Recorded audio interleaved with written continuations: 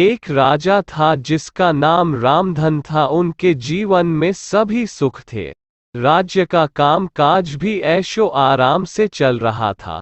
राजा के नैतिक गुणों के कारण प्रजा भी बहुत प्रसन्न थी, और जिस राज्य में प्रजा खुश रहती है वहाँ की आर्थिक व्यवस्था भी दुरुस्त होती है। इस प्रकार हर क्षेत्र में राज्य का प्रवाह अच्छा था। इतने सुखों के बाद भी राजा दुखी था क्योंकि उसकी कोई संतान नहीं थी। ये गम राजा को अंदर ही अंदर सताता रहता था। प्रजा को भी इस बात का बहुत दुख था। वर्षों के बाद राजा की यह मुराद पूरी हुई और उसे एक पुत्र की प्राप्ति हुई। पूरे नगर में कई दिनों तक जश्न मना। नागरिकों को राजमहल में दावत दी गई। राजा की इस खुशी में प्रजा भी झूम रही थी। समय गुजरता जा रहा था। राजकुमार का नाम नंदन सिंह रखा गया। पूजा पाठ एवं इंतजार के बाद राजा को संतान प्राप्त हुई थी, इसलिए उसे बड़े लाड़ प्यार से रखा जाता था। लेकिन अति किसी बात की अच्छी नहीं होती। अधिक लाड़ ने नंदन सिंह को बहुत बिगाड़ दिया था। बचपन में तो नंदन की सभी बातें दिल को लुभाती थी, पर बड़े होते होते यही बातें बदतमीजी लगने लगती हैं। नंदन बहुत ज्यादा जिद्दी हो गया था। उसके मन में अहंकार आ गया था। वो चाहता था कि प्रजा सदैव उसकी जय जयकार करे, उसकी प्रशंसा करे। उसकी बात ना सुनने पर वो कोलाहल मचा देता था। बेचारे सैनिकों को तो वो पैर की जुती ही समझता था। आए दिन उसका प्रकोप प्रजा पर उतरने लगा था। वो खुद को भगवान के समान पूजता देखना चाहता था। आयु तो बहुत कम थी, लेकिन अहम कई गुना बढ़ चुका था। नंदन के इस व्यवहार से सभी बहुत दुखी थे। प्रजा आए दिन दरबार में नंदन की शिकायत लेकर आती थी, जिसके कारण राजा का सिर लज्जा से झुक जाता था। ये एक गंभीर विषय बन चुका था। एक दिन राजा ने सभी खास दरबारियों एवं मंत्रियों की सभा बुलवाई और उनसे अपने दिल की बात कही कि वे राजकुमार के इस व्यवहार से अत्यंत दुखी हैं। राजकुमार इस राज्य का भविष्य है। अगर उनका व्यवहार यही रहा तो राज्य की खुशहाली चंद दिनों में ही जाती रहेगी।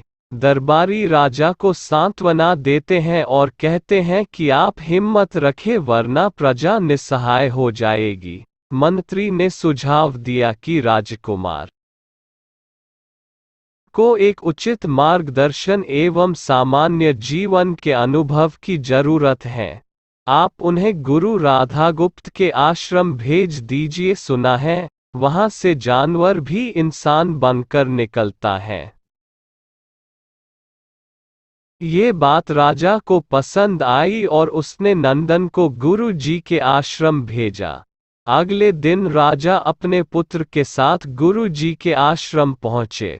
राजा ने गुरु राधा गुप्त के साथ अकेले में बात की और नंदन के विषय में सारी बातें कही। गुरु जी ने राजा को आश्वस्त किया कि वे जब अपने पुत्र से मिलेंगे तब उन्हें गर्व महसूस होगा। गुरु जी के ऐसे शब्द सुनकर राजा को शांति महसूस हुई और वे सहर्ष अपने पुत्र को आश्रम में छोड़कर राजमहल लौट गए। अगले दिन सुबह गुरु के खास चेले द्वारा नंदन को भिक्षा मांगकर खाने को कहा गया, जिसे सुनकर नंदन ने साफ इनकार कर दिया। चेले ने उसे कह दिया कि अगर पेट भरना है तो भिक्षा मांगनी होगी और भिक्षा का समय शाम तक ही है, अन्यथा भूखा रहना पड़ेगा। नंदन ने अपनी अकड़ में चेले की बात नहीं मानी और शाम होते होते उसे भूख लगने लगी, लेकिन उसे खाने को नहीं मिला। दूसरे दिन उसने भिक्षा मांगना शुरू किया। शुरुआत में उसके बोल के कारण उसे कोई भिक्षा नहीं देता था, लेकिन गुरुकुल में सभी के साथ बैठने पर उसे आधा पेट भोजन मिल जाता था। धीरे धीरे उसे मीठे बोल का महत्व समझ आने लगा और करीब 1 महीने बाद नंदन को भर पेट भोजन मिला, जिसके बाद उसके व्यवहार में बहुत से परिवर्तन आए। इसी तरह गुरुकुल के सभी नियमों ने राजकुमार में बहुत से परिवर्तन किए, जिसे राधा गुप्त जी भी समझ रहे थे। एक दिन राधा गुप्त जी ने नंदन को अपने साथ सुबह सवेरे सैर पर चलने कहा। दोनों सैर पर निकल गए। रास्ते भर बहुत बातें की। गुरुजी ने नंदन से कहा कि तुम बहुत बुद्धिमान हो और तुम में बहुत अधिक ऊर्जा है, जिसका तुम्हें सही दिशा में उपयोग करना आना चाहिए।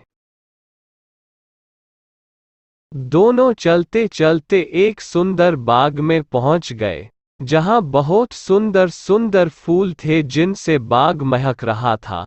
गुरुजी ने नंदन को बाग से पूजा के लिए गुलाब के फूल तोड़ने कहा। नंदन झट से सुंदर सुंदर गुलाब तोड़ लाया और अपने गुरु के सामने रख दिए। अब गुरुजी ने उसे नीम के पत्ते तोड़कर लाने कहा। नंदन वो भी ले आया। अब गुरुजी ने उसे एक गुलाब सूंघने दिया और कहा, बताओ कैसा लगता है। नंदन ने गुलाब सूंघा और गुलाब की बहुत तारीफ की। फिर गुरुजी उसे नीम के पत्ते चखकर उसके बारे में कहने को कहा। जैसे ही नंदन ने नीम के पत्ते खाए, उसका मुंह कड़वा हो गया और उसने उसकी बहुत निंदा की और इधर उधर पीने का पानी ढूंढने लगा। नंदन की यह दशा देख गुरुजी मुस्कुरा रहे थे। पानी पीने के बाद नंदन को राहत मिली। फिर उसने गुरुजी से हंसने का कारण पूछा। तब गुरुजी ने उससे कहा कि जब तुमने गुलाब का फूल सूंघा तो तुम्हें उसकी खुशबू बहुत अच्छी लगी और तुमने उसकी तारीफ की, लेकिन जब तुमने नीम की पत्तियां खाई तो तुम्हें वो कड़वी लगी और तुमने उसे थूक दिया और उसकी निंदा भी की। गुरुजी से नंदन को समझाया, जिस प्रकार तुम्हें जो अच्छा लगता है तुम उसकी तारीफ करते हो, उसी प्रकार प्रजा भी जिसमें गुण होते हैं उसकी प्रशंसा करती है। अगर तुम उनके साथ दुर्व्यवहार करोगे और उनसे प्रशंसा की उम्मीद करोगे तो वे ये कभी दिल से नहीं कर पाएंगे। इस प्रकार जहाँ गुण होते हैं वहाँ प्रशंसा होती है। नंदन को सभी बातें विस्तार से समझ आ जाती हैं और वो अपने महल लौट जाता है। नंदन में बहुत परिवर्तन आता है और वो बाद में एक सफल राजा बनता है। कहानी की शिक्षा। गुरु की सीख ने नंदन का जीवन ही बदल दिया। वो एक क्रूर राजकुमार से एक न्यायप्रिय दयालु राजा बन गया। इस कहानी से हमें यही शिक्षा मिलती है कि हमें गुण होंगे तो लोग हमें हमेशा पसंद करेंगे, लेकिन अगर हम अवगुणी हैं तो हमें प्रशंसा कभी नहीं मिल सकती।